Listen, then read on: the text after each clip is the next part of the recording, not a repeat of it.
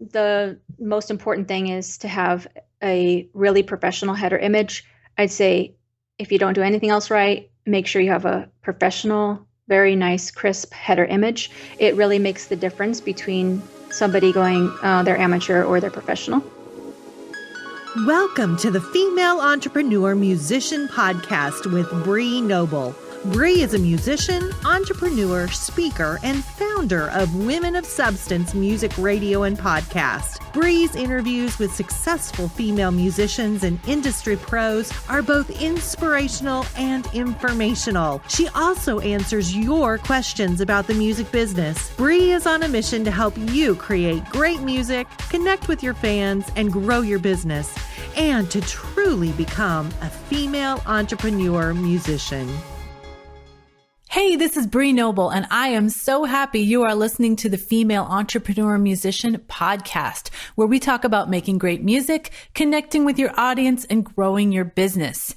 And I know today's episode is going to help you do all three of those, especially the last two, connecting with your audience and growing your business. Because I'm going to be talking with Allison Sharpe from BandZoogle, my absolute favorite website provider for musicians. I'll tell you a little bit about Allison in a second. She's a perfect guest because not only does she work for BandZoogle, but she's also a singer herself. So she has experience like you guys of trying to make it in the music business, and along the way, she started using BandZoogle, fell in love with it, and ended up working for them. So we'll talk about all that in my interview. But first, I want to invite you to come to a special webinar that I'm doing with Allison of BandZoogle on January 31st, which if you're listening to this when it comes out, it is about 4 days from now.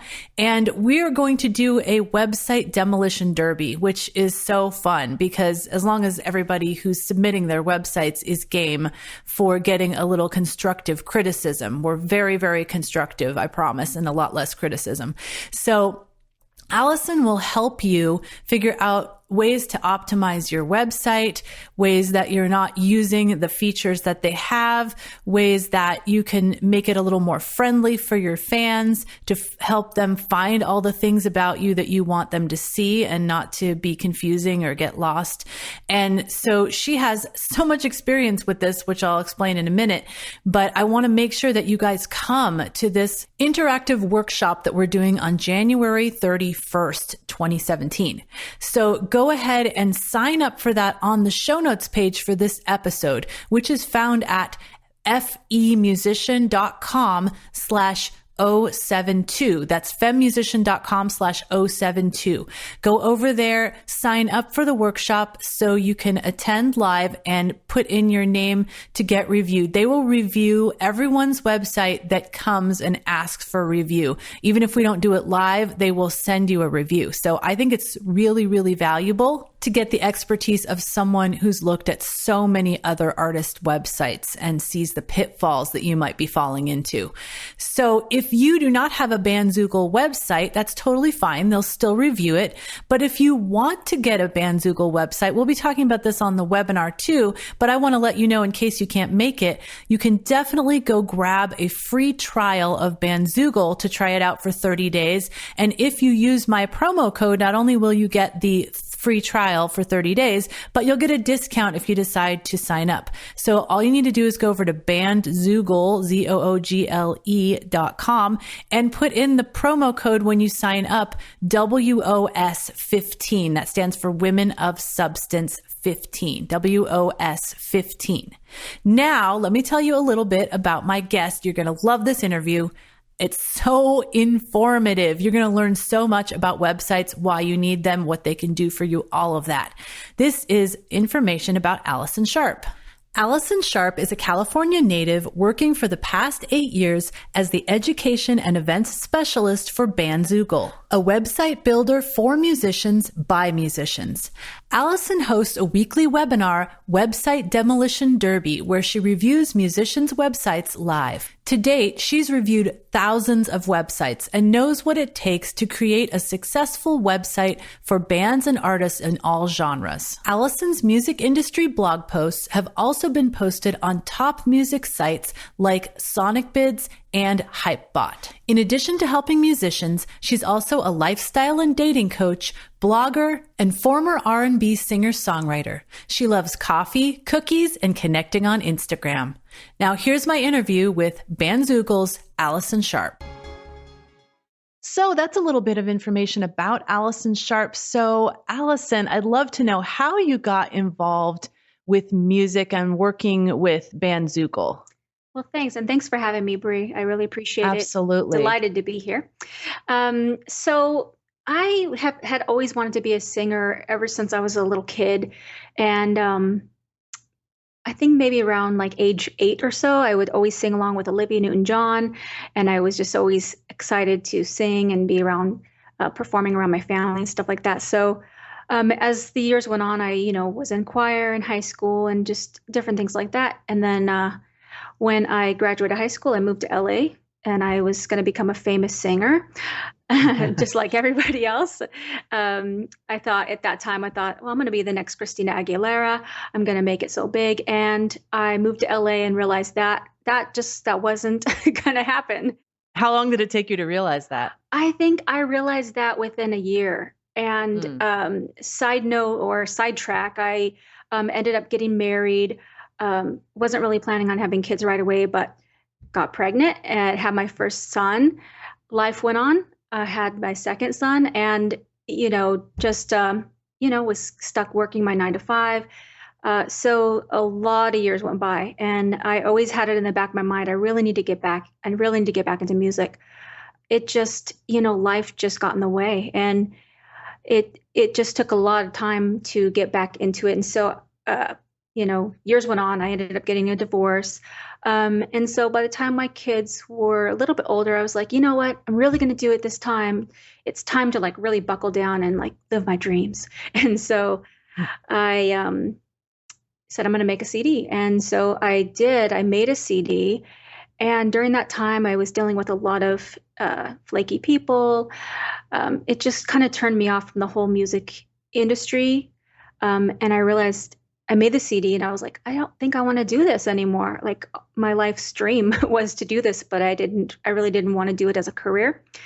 But during that time, I had taken off a year to, write and record and everything. And I needed money. And so I created my website with BandZoogle just as an artist as I was making my CD. And I noticed they had an opening for a part-time support. And so I applied and I got the part-time support job, finished my CD. And I actually felt super fulfilled with just completing that CD. It was almost like a coming of age. Like I finally did it, but I didn't feel the need to pursue music as a career. But by working with BandZoogle, it kept me in the vein of music and around musicians.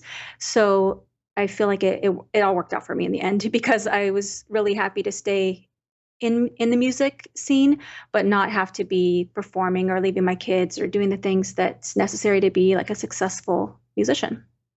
I totally get that. I mean, I know exactly how you feel because I had that like massive drive. I have to do this thing. I have to do this thing for like 10 years while I was working in corporate. And it's like once I did it, and I only did it for probably 3 years before I felt like, you know what, I've done this. Like, yeah.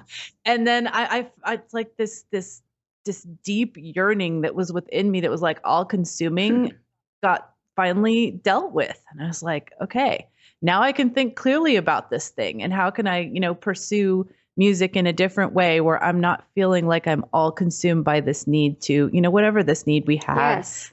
to be famous, to legitimize ourselves, to, have a physical product. I don't know what it is. Mm-hmm. Yeah. But, I definitely know that feeling. And I know a lot of people that are listening to this show are maybe in that feeling right now. And it's totally okay. Like a lot of us have been through that. Yes, definitely. Yeah. And, you just see where that leads you. And it may lead you to having a full-time career and being completely fulfilled with that. It may lead you to, finding like it did with Allison, where she just kind of was in this place where she was doing this thing, and then she happened upon this job, and it ended up being like the perfect thing for where she was. So exactly. You never know where that's going to lead you. So how long ago was that? How long have you worked with BandZoogle? I started that in about 2008. So I'm going, and this is my 9th year. And so wow. What started out as I just need to make a little extra money while I'm working on my album, turned into this full-time, basically career with the same company. And I started out, working in the support side, tech support. But since we're such a small team and we all work remotely, we all wear a lot of hats. So basically I've been there like I said, this is my 9th year. And so I do a lot of different things, blogging, social media, conferences, the webinars. So there's a lot that goes into it. That's really cool. So I have to ask you before we move on, like, how did you take a year off to make your CD? How did you make that happen? Interestingly enough, before that, I was working for an architecture firm, and the CFO, we became friends, and she really believed in my music, and she's like, "I'll support you for a year." She's like, I believe in your music that much. And I was like, I don't even know if I believe in my music that much, but I really felt honored and blessed to be able to do that. And so, it was an investment on her side. But at the same time, I also felt like I needed to contribute. So that's why I also worked too, part-time, just to, make sure I was taking care of myself. And I was a single mom, so I had to take care of my kids, of course. So I felt super blessed to be able to do that and finish the CD and stuff. That's a serious super fan. Wow. Yeah, it really was. It truly, truly was. That's really cool. So I'd love to know a little bit about BandZoogle. Like, when did the company form? I remember kind of seeing them sneak onto the scene. Like I was just suddenly aware of them. Friends of mine started sending me like, "Oh, I've just got my site through BandZoogle," and they were saying they could, get me like a deal through them, or like a referral or whatever, to kind of get the word out about BandZoogle. How did BandZoogle start? Mm-hmm. And, when was that? So it's kind of one of those stories where it's like they're an overnight success, but it's never overnight. So basically the founder, Chris Vinson, he was working at a label. This was many years back, and he was creating websites for bands and musicians. I think along the way, he noticed he was doing the same steps for everyone. He was building the same types of websites, the same type of templates. And he thought, automating this would really make it easy, not only for himself, but for bands, and, to make it easy for them to keep it updated. So they wouldn't have to come back every time to ask him to do the same repetitive things that he was doing for all the different bands. So because about 2003, he decided to create BandZoogle. And he definitely had the right idea, because we're just about to approach 30,000 members. Wow. Yeah. So a lot of people are like, "Oh, where'd you guys come from?" We're proud to say, like, we've been around since 2003, and, we're just still chugging along, doing great, and always continuing to improve and add new features. So it's a real success story, and it was a really great beginning. And also, on a side note, we're pretty much all musicians or former musicians or married to musicians, or we all have something to do with music. And so I think that's what makes BandZoogle successful, is that we all get what musicians and artists are trying to do. And we always think in the vein of, how can we make this better or easier for musicians as they're touring or writing or performing? I love that. That makes total sense. And, my dealings with the company, I've felt that way. Like, you guys really get musicians. And it's interesting because this totally reminds me of how CD Baby got started. Derek was like, putting these CDs for sale up, and then, he was doing more, and his friends were asking him for more. And he's like, I'm doing this same thing like over and over again. I should systematize this. Mm-hmm. And that's how great ideas are born, really. Yeah. So I think that's really cool how they started. And I think I became aware of BandZoogle in maybe 2005, trying to remember. But it's now you guys are, everybody has heard of you, mm-hmm. which is really cool. So let me ask you, why do you think in 2017, why does a musician need a website when you can have, social media presence and Do you think that that's really still very important for musicians? Of course. I mean, and not just because I'm with BandZoogle, but honestly, I'd say the biggest reason is distractions. Like, if you go on any social media today, you're going to see cat videos, pictures of babies, politics, ads. There's so many distractions, and it's so easy for somebody to say, for example, say, I love this artist, I want to follow them on social media. They start following you, and then they're like, oh, look at this. There's a picture of someone's cute baby. And then they're on their website and they're down the rabbit hole. And social media is great. It's really great. But it goes hand in hand with your website. And so having your own website, it allows you to kind of have a place of your own on the internet that's not distracted by everybody else or everything else. Also, you can make it your own. So you can style it like, to your brand, your colors, the way that you talk, the way that, you are, like whatever it is that you want to make it, you can make it your own. And then I'd say the other thing is, we all kind of take a lesson from MySpace, unfortunately. Like, back in the day, we were all like super excited about, I have this many friends and followers. And then it went downhill and people were jumping ship. And you're like, wait, don't leave without me getting your information. But they were gone. And so, when you have your own website, it allows you to kind of keep in touch with the fans that you've already made, because, you're going to maintain your own website. And so you get to, keep all the fans, like with their mailing list, with their email addresses and things like that. Yeah, so true. I mean, when you're on other people's real estate, you never know what's going to happen. Like, if you have a Facebook page, you could have that shut down for some reason if you made a mistake in something that you did or did an ad that they didn't like, or, like you need to have control. Yeah. Over your place on the web. And that's the main reason that I tell artists. And also, I think it's really important to have your own domain. Definitely. So people can find you. Yes. Yeah, that makes it a lot easier. So what's the best way to use then a website in concert with social media to, kind of really harness the power of social media, but then drive them to your website so you can then capture their information? Yeah.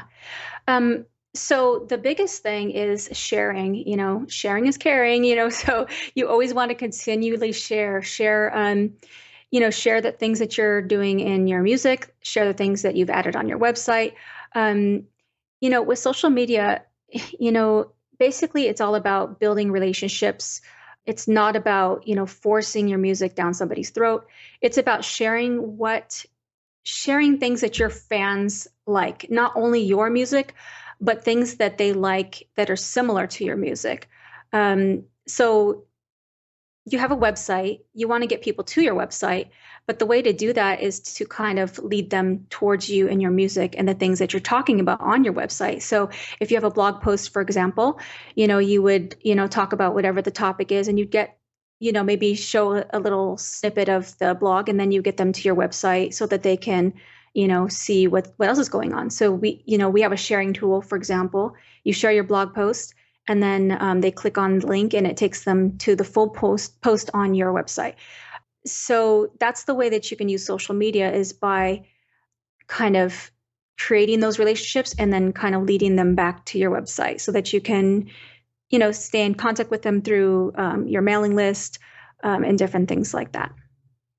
Do you find that musicians are a little behind in using blogs? Because I find that, everybody and their brother has a blog, but when I mention it to musicians, they don't really see why they would use a blog or how they would use it. And, I don't know, it hadn't occurred to them. It's actually so true. I mean, that is actually so true. Even on the webinars that I do, we talk about blogging. Obviously, the number one rule is, if you're going to blog, stay consistent. People want to come to your site and know that they're going to see updated news.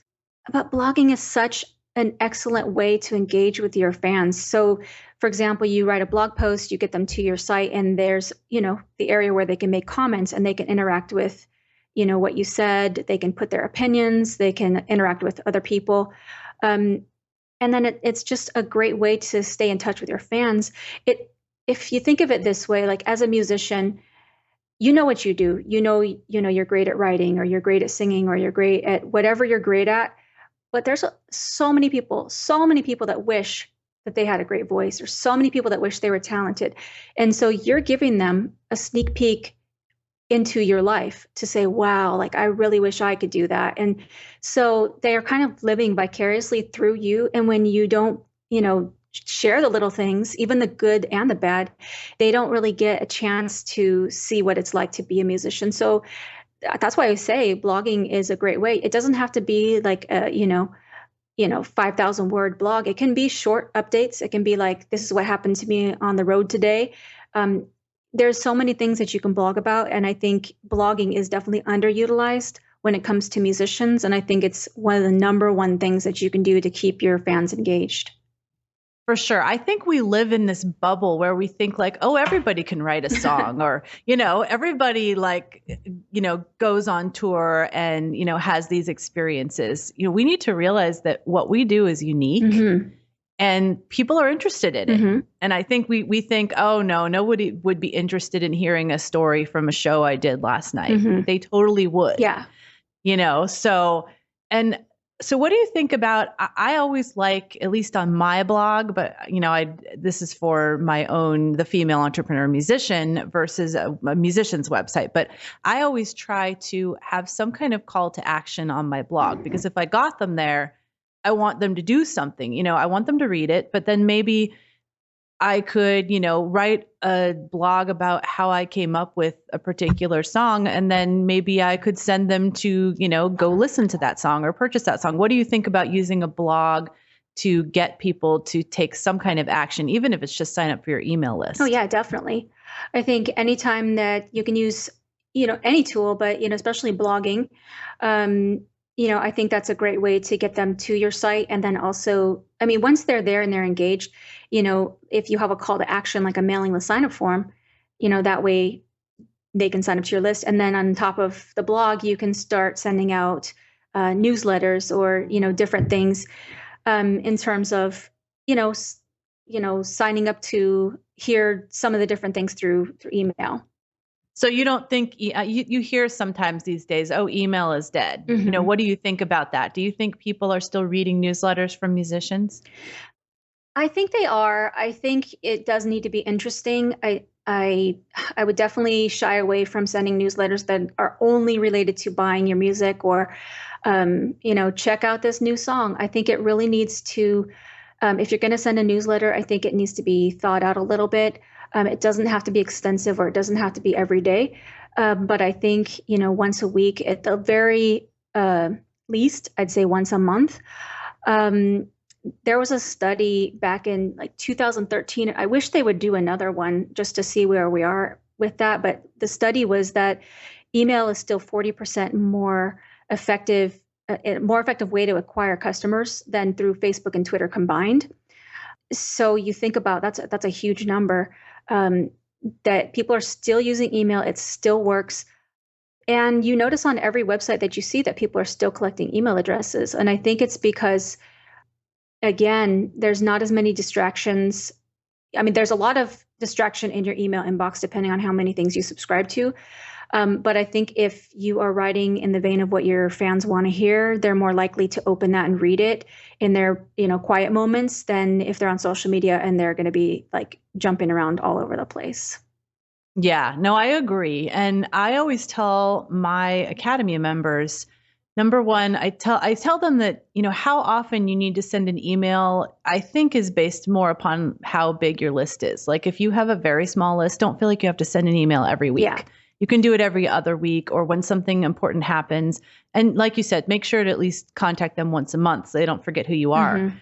But I also think that it's good not to send such long newsletters. Like, some artists, they send a newsletter out at the beginning of every month and it is like so long that I'm like, okay, I don't know which thing on here I should pay attention to. And, I don't think I can get through all this. So I'll probably just, leave it in my inbox and then it will get lost. Mm-hmm. So I kind of encourage them to send, shorter newsletters with a particular call to action, like something about a particular show that's coming up mm-hmm. or something about, go watch this video from the studio or, what do you think about that? I 100% agree. I think because we're like in this age of information overload. Even if they love you, there's people that I follow or get newsletters. I love them, but I'm like, I just don't have the time to read this whole thing. So kind of giving a summary of what you want to talk about. And I'd say like, keep it to 2 or 3 tips, if you will, or news items, or if you just want to announce your show, I'd say keep it short and sweet. And always, always, always think about your fans and what are they getting out of it? What do they want to hear about? It's not so much what you want to tell them. It's what they want to hear, what they want to consume. So true. Because so many times we're so excited about something, but are like, would our fans really be excited about this thing? And how can we make it exciting to them? So do you have any ideas? Because I notice with my Academy members, a lot of times they struggle about what to write about, either in their blog or in their newsletter, especially if there's not anything major going on in their career right now. They're in a lull, or they're just kind of, performing at local shows and they don't have a new album out. Do you have any suggestions of things that they could write about? Oh yeah, totally.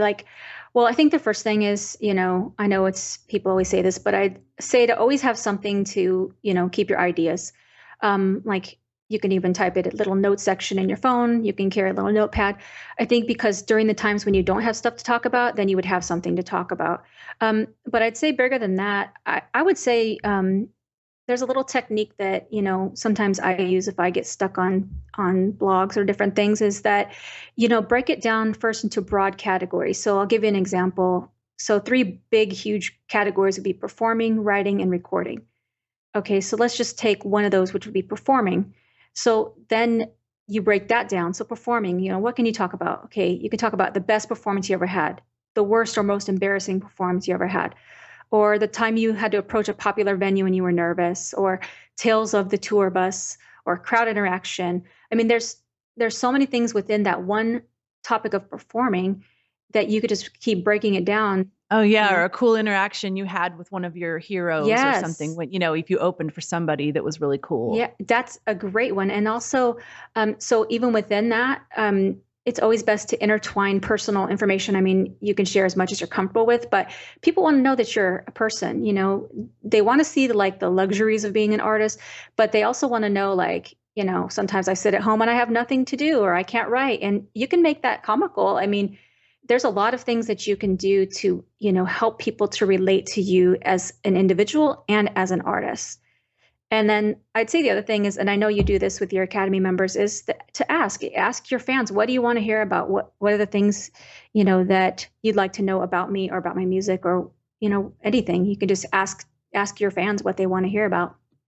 Yeah, I actually find it interesting when artists talk about their personal life, if they're willing to, their family, like, oh my gosh, their kid has already won. Like, it seems like they were just born, and I love hearing about that and being reminded of, that they're real people too. And, they maybe they had an experience where, their kid threw up all over them or whatever, it's like, it makes them relatable. Definitely. Yeah, it really does. I mean, just like you said, it's like hearing that story, you're like, that's happened to me before. Like, I know how that is, and then it makes them want to follow you more because you kind of fall in love with their personality. Like, oh, I love that artist and they're really cool, Yeah, definitely. Don't be afraid to share that stuff. It's being authentic. I think I don't know. That's the new cool to me anyway, because that's what I like. Me too. So, a lot of artists are thinking, once they set up a website that, all of a sudden they're just going to get all this search traffic from Google, So what's your take on that? Like, how can you is there a way to capitalize on that? Are people only going to find you if they search for your name specifically?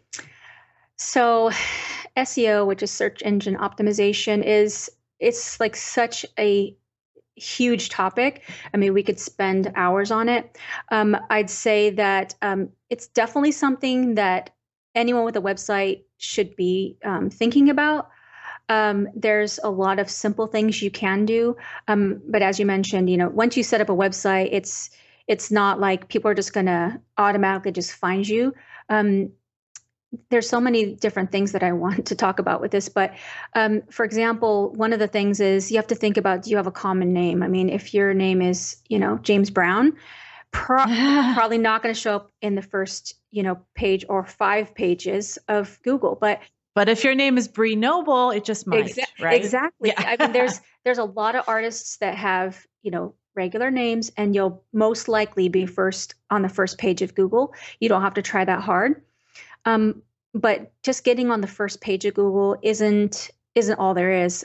So there's different things, like you're going to want to, sprinkle keywords into your content. Like in the past, years ago, people would just, paste a bunch of keywords in the back end and think people are going to find them. But Google is smarter than that. They'll penalize you if you do that. So, oh yeah, they're so smart now. Yeah. And so you'll want to sprinkle in keywords about who you are, what your music is, who you sound like, what your music is like, what genres, and you sprinkle that throughout your text on your actual website. So when Google is searching your website, they'll pull those keywords. Another thing is lyrics.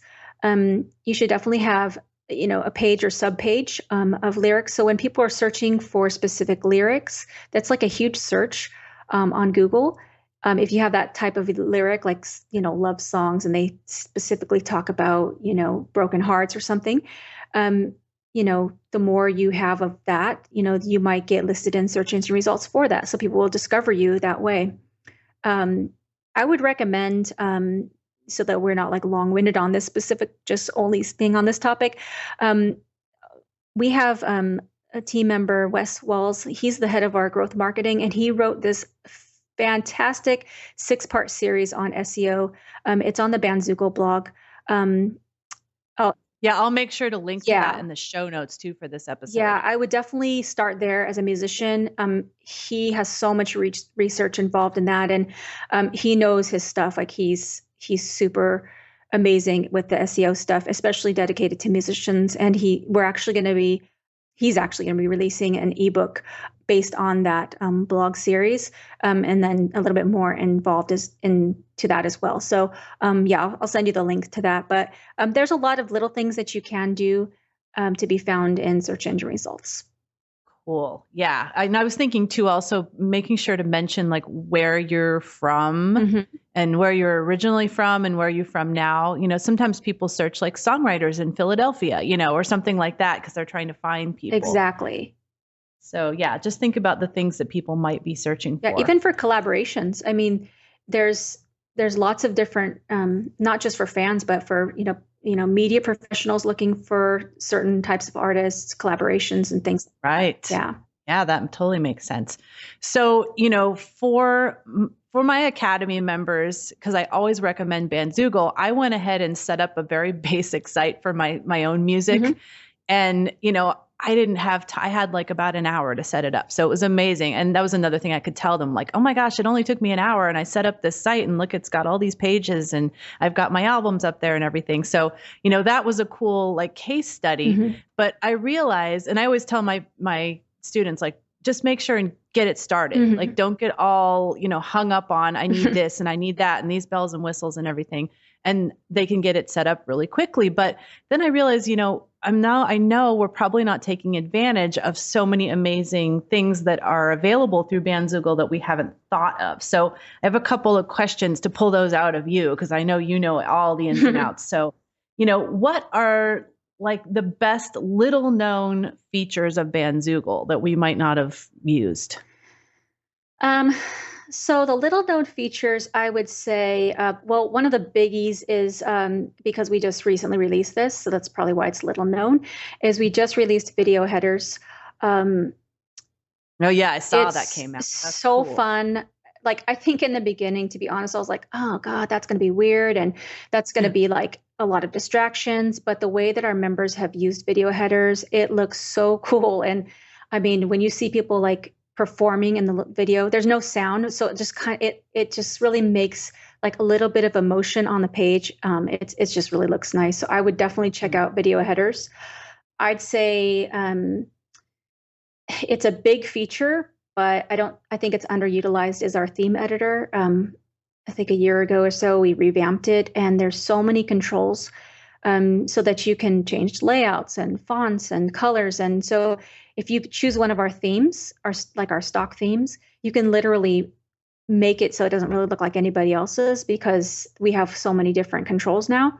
And we're also releasing a new theme every month. So, the theme editor really makes it so that you can kind of customize to your liking. I'd say the third little known feature is ticket sales. You can sell tickets to your shows. I did not even realize that. Wow. It's awesome because you can, instead of using like some of the bigger, Ticketmaster, something like that, they charge fees. And not even just, they charge the fees that the fans have to pay. It's like, I know for myself, sometimes I don't buy tickets to concerts because of the high fees. So if you sell tickets from your website through BandZoogle, you sell the ticket, it's commission free. And so you as the artist will get a printout of your attendees list. So you can give that to the venue door person. And the person, the fan will get they can print their tickets. So that is so cool. No, I had no idea. And that all works through PayPal, just like album sales? Yes. So It's super easy. And then the fourth and fifth little known feature, they're kind of go hand in hand, is discount codes and sale pricing. So you can say, like for the holidays, Santa 2016, and enter that and you'll get 15% off. So you can do discount codes for your albums or merch. And then sale pricing is similar in the sense that you can, say, this was $10 and now it's on sale for $5. So those are some little known features. Those features are on our pro plan. So you would definitely want to check that out. Yeah, I use those at Christmas time to put my holiday album on sale. I put it right on the front page, like before you even go to the website. Yeah. And it said, like usually this much, and then it's crossed out and it has the new amount. Mm-hmm. And it was very cool. Yeah. So now I probably should have asked for the big features first, but I asked for the little known because I was really interested in that. Yeah. But what are some other like really big features that you love about BandZoogle that we haven't mentioned yet? Okay, so I'd say for myself, just my favorites, I'd say the first one is because you can sell commission free. So there's a lot of websites, that charge a fee. Like every time you want to sell your music or sell merch, they take a portion of that. And so with BandZoogle, it was decided from the very beginning that we would not do that. We would allow the artist to keep all their money. It's their music, it's their merch. So with BandZoogle, you can sell anything you want, and we don't take a cut of any of those sales. I'd say the next one for me would be our mailing list, just because with a lot of other website providers, that's something separate that you have to add. And so Ours is built in, so you can easily design your website and send newsletters out to your fans right from the same place, and it's included. So it's not something extra you have to purchase. And some of these mailing list companies, although they're great and robust and have a lot of bells and whistles, they cost a lot of money when you start accumulating a lot of fans. And they charge you for, your number of subscribers. Yeah, so it's kind of like you're being penalized for becoming popular. So, that's true. So I think that's why that's one of my favorites. We're also revamping that. We're going to be adding a lot more functionality in this year. Yes, I'm waiting for you guys to have your autoresponders. Yeah. I've requested that one. Yeah, there's a lot of things, like we looked at it and we're like, okay, what do people really want? So that's coming soon. We'll be, pumping that up. So that'll be nice. I'd say number 3 is a lot of people use it and a lot of people don't, is our Sitewide music player. That's the player it's at the bottom of your site. It's a long rectangular bar. Yeah, my students love that. Yes, I love it because basically the song continues to play as you navigate through the different pages on the website. It's just nice, like having background music as you're like surfing the internet, and it's your music, so you're kind of getting it into their ears. And so I love when people have the Sitewide music player. I'd say the fourth one is, I don't know if a lot of people might not know this, but, we give you a free domain name, and not only do we allow you to register one, but we renew it for you at no cost every year. And we maintain it, so you don't have to worry about it every year So what if you already have a domain name, like with GoDaddy? Can you transfer it over to you guys handling it? Okay. Yeah. You can definitely use an existing domain. A lot of people already have their domain set up, so you can use that, and you can transfer it over so that we'll take over maintaining it and making sure it gets renewed every year. And then, of course, my heart is for the support team. I think that's not like a technical feature, but it's it is probably one of the best features of BandZoogle is our support team. We're a small team, but we're small but mighty. That's what I always say, is that we really do care. All the people on the support team, I mean, pretty much all the BandZoogle team is awesome, but the support team, we really give it our all and, make sure that everyone gets their questions answered. And we really do want to see people succeed. So, one thing first I want to say, absolutely, the customer service, I always tell everybody, is great. And I know you guys have a chat feature, right? So if you're like having an issue right at that moment, you can chat with someone. Mm-hmm. Yeah, we have live chat 7 days a week. Wow. Yeah. That's dedication. So there's I love that. Pretty much always someone around to, even for the like little minor things, you're like, I'm not going to bug somebody over this, but you should, because it's those little things that drive you crazy and that sometimes makes you decide, I don't want a website. And so that's why we're there. We're there to say, no, it's easy. Let me help you. Yeah, I love it. So I want to mention one of my favorite features, and that is being able to send somebody a free download link. Yeah. So you can do several things with this. You could, set it up so when people sign up for your email list, they automatically get a free download link of something. But one thing I've been doing is sending it out as appreciation to people. Like if someone has me on their podcast, someone does something for me I really appreciate, I'll just you can send it directly from there. Mm-hmm. And you just, send them a little note that says, I really appreciate you. I wanted to give you this, free gift. And it says, here's your free download. And you can give them a whole album. We'll send it to them in a zip format, or you can just send individual MP3s. And you can use that as well if you are trying to, send MP3s to someone for, say they asked for your music for some reason. Mm-hmm. They want to feature you in some way. It's a really easy way to send them the MP3s versus, attaching them to an email. Yeah, I love that. Yeah, that is one of the best features, along those lines.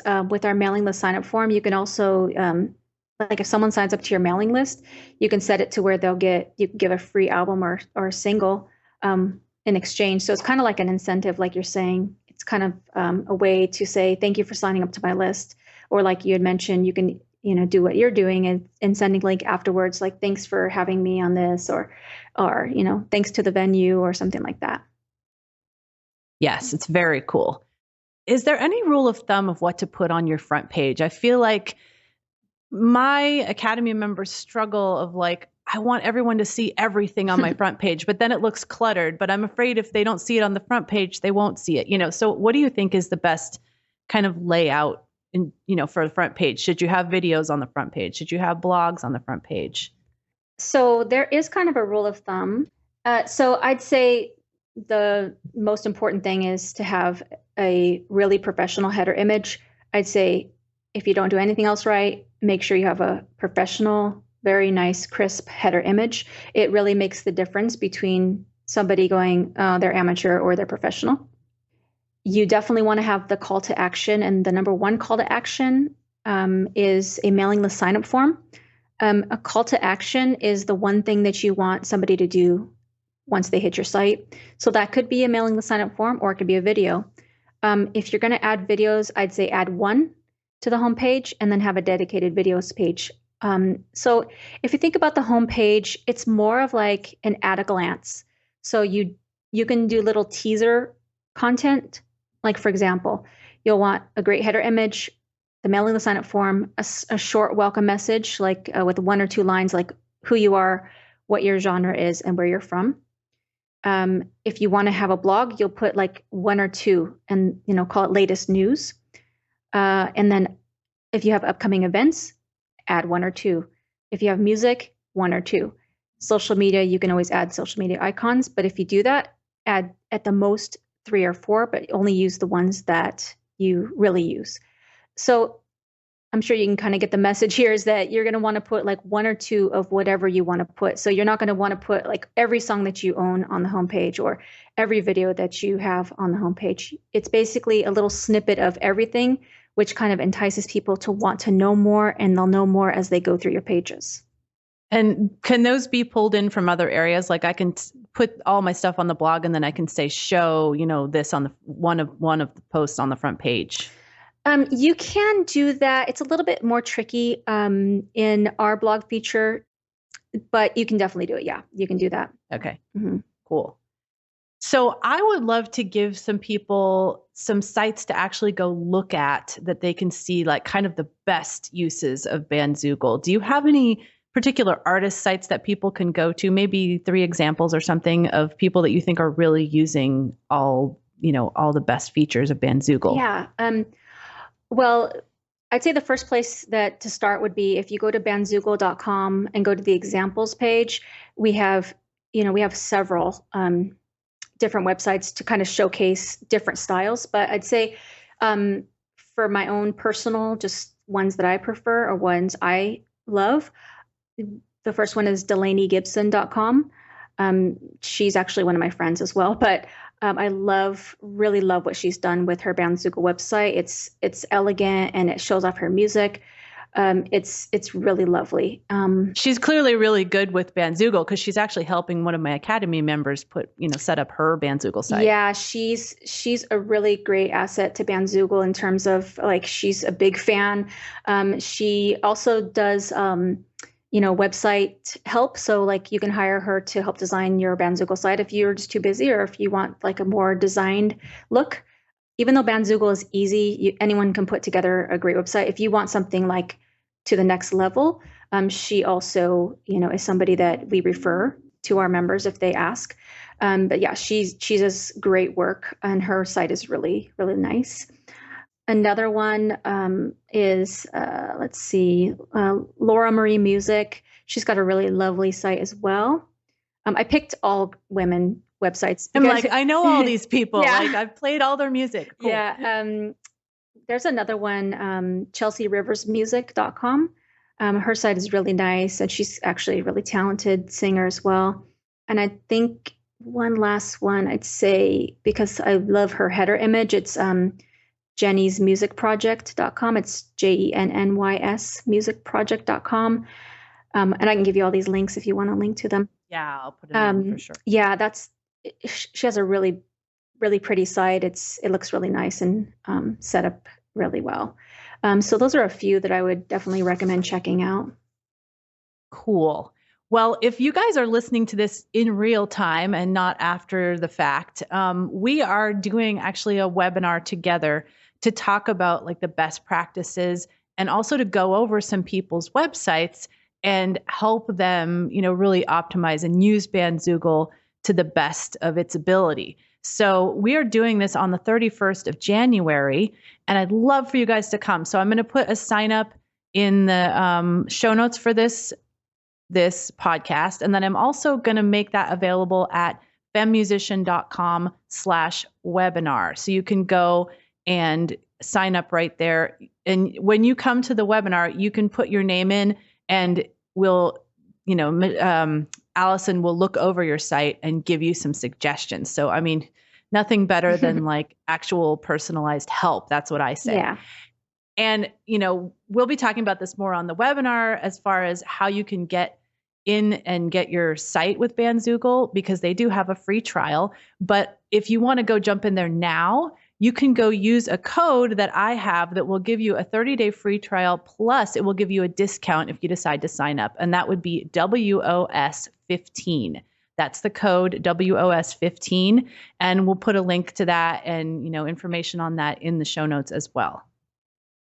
So it has been so great to get all this specific help from you, Allison. I really appreciate it. And you broke things down in, really easy to understand ways, even the SEO stuff. So I appreciate all of your expertise in this area and your 9 years of experience. Thank you. Thank you so much. I loved being on your show. Thank you so much. Now go out and make great music, connect with your fans, and grow your business. Female Entrepreneur Musician has been brought to you by FEM72.com and FemaleMusicianAcademy.com. With editing by Jen Eads of 317 Sound Design and music by Stella Ronson.